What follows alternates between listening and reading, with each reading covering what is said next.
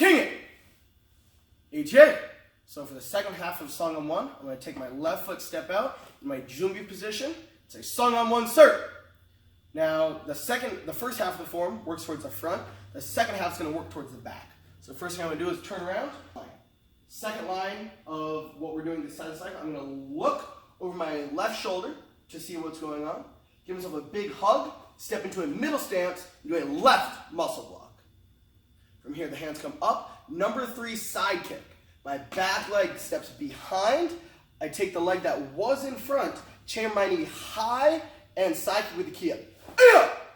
I land in a middle stance, and the leg that's in front, that hand does a chop to the body level. Finally, I take this hand, I aim high, back leg isn't just going to turn, I'm going to step wide into another front stance, and at the same time, do a lunge punch. So I ended in a right front stance. From here, barreau, my left foot is going to step up into a middle stance, back to my ready position, and shook. My left foot will step in, I bow, thank you sir, turn around, straighten out my uniform, and I'm going to turn back with the right shoulder again. I cross the right leg, turn the face, and I'm finished.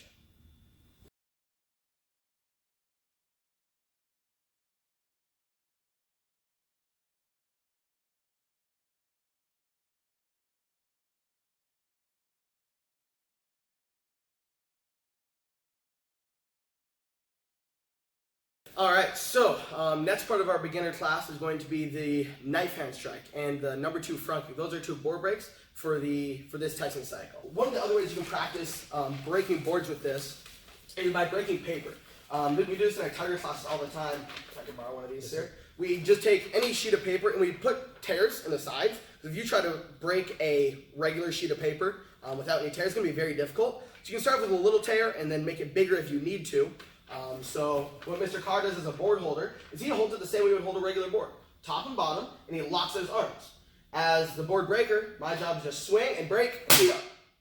There you go. Just swing and break, feet up. There it is, right in the center of the paper.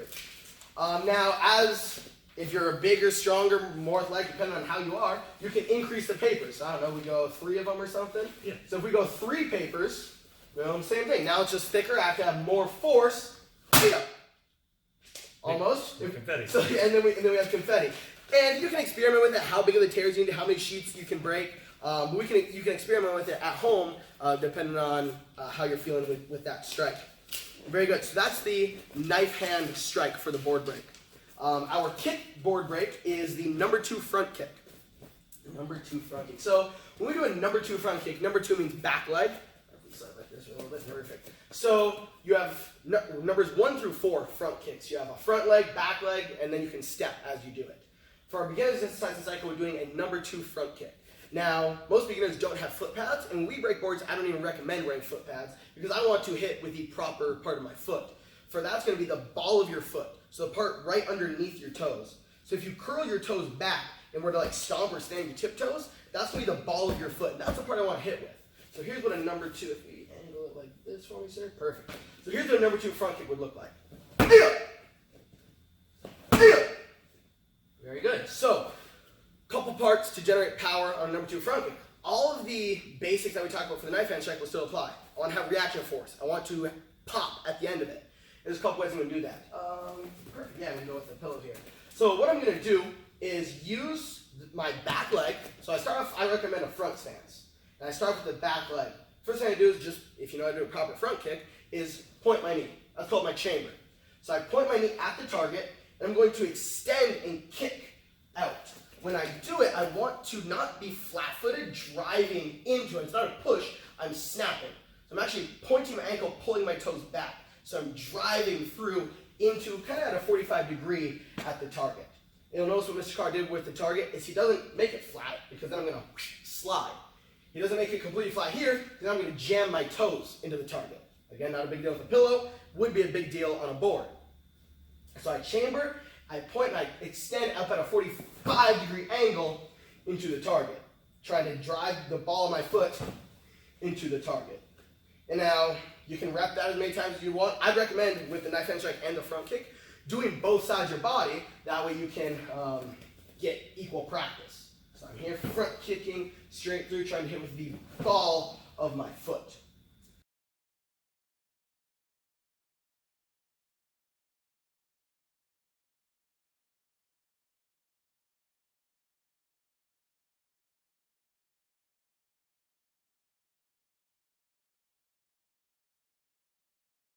All right, so next drill is our sparring drill. So our sparring drill for this testing cycle is the stopping side kick.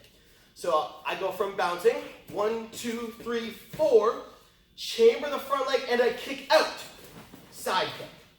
I'm not going to step forward. In number 1 side, or a stopping side kick, is where I stay in place. I'm waiting for the bad guy to come to me, and then countering on that. 1, 2, 3, 4, kick. 1, 2, 3, 4, kick. And like Mr. Carr said, I'm pivoting my foot as I kick. That's going to give me more base. If I kick something, my toes are pointing sideways, there's nothing behind me, I'm going to tip.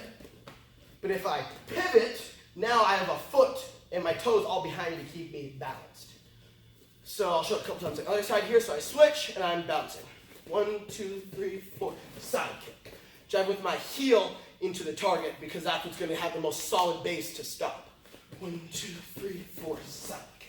Now, like Mr. Ward here said, a lot of people, they like to take a small step in here. This isn't a power kick. This isn't something you're trying to knock a hole through somebody. This is one you're literally trying to stop someone. That's why we call this a stopping side kick. So after you do those 4 bounces, no little step and kick. No, just pick that foot up and kick, like he mentioned.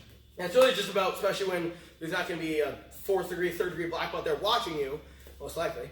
It's about just holding yourself accountable to, did I take a step? Then that rep doesn't count. Let me try again and get a good rep in. So let's talk about the stopping side kick as a drill, and then we'll talk about adding in moves. So as a drill, what we'll do, if we demonstrated how we would do it in class, we have like targets and stuff.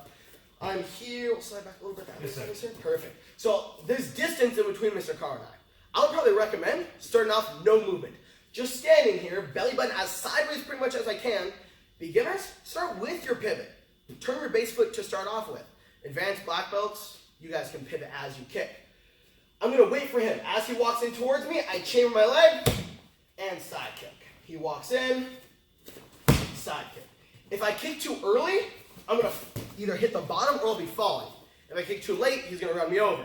So I'm standing here and side kick. And I do a couple on the other side, and also so you guys can see the other angle.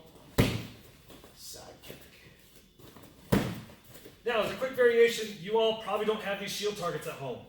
But what most of you do have is a chest guard. What you do is take a pillow, or if you can fit it on you, put it on you, and just walk right into it. Then you can take this chest guard, snap it right around a pillow, and use this as your shield target. One of the nice things about using this in just a pillow is, yeah, it's a little bit more padding, but also it's a realistic target for what you're going to have during sparring. I'm usually not hitting pillows during my sparring matches. So I'm here, no movement, boom, he comes in, and I side kick. He walks in, and side kick. Now, most taggers, a side kick on a pillow won't be too big of a deal for parents holding.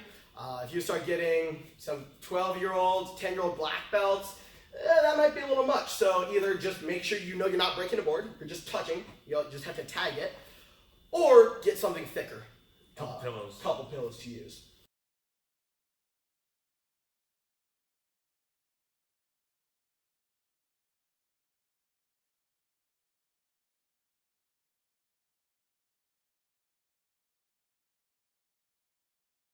All right, so for our next drill, we have the push and pull defense, which is a self-defense drill.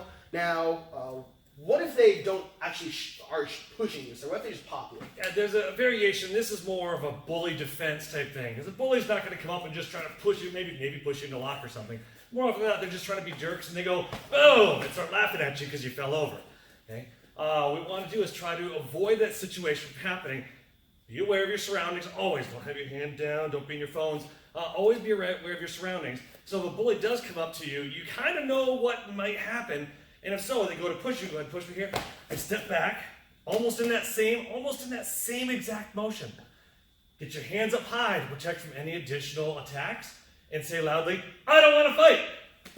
So it's really simple. You stand there again. You always want to be aware of your surroundings. It's very important to be aware of what's going on. Because even if you're not, part of your training is going to get you to automatically react. So I'm sitting here, I'm looking at a book, and he comes and he pushes me, boom, I step back, hands come up high. I don't care if I drop my books. If your phone's maybe a little different, but either way, get your hands in a position and very loudly say, I don't want to fight. Get the help that you need. So what would saying I don't want to fight in a school setting accomplish? It'll get witnesses to see that you are trying to protect yourself, because you do know Taekwondo, and if you do protect yourself, maybe the bully's going to end up being the one on the floor. You don't want to be the one to get hurt. You are just protecting yourself. It also might get teachers involved. If the bully is much bigger than you, you may not be able to protect yourself as well as you'd hope, even with your Taekwondo skills. However, that teachers get involved and help break up the situation. It might kind of just slow down the fight as well. When you push me, you're anticipating the fight to happen now. Yes. But if you go ahead and push me, sir, if I don't want to fight, and I'm here, at the very least, it might kind of slow you down for teachers to have a chance to come in and intervene, maybe? Yes, sir. Perfect. All right, very good. So push base. If it's a little pop, just get into a strong base so you don't fall. If it's a shove, go ahead, lean in hard so that way you don't move. Your goal is to not go where the bully or the stranger wants you to.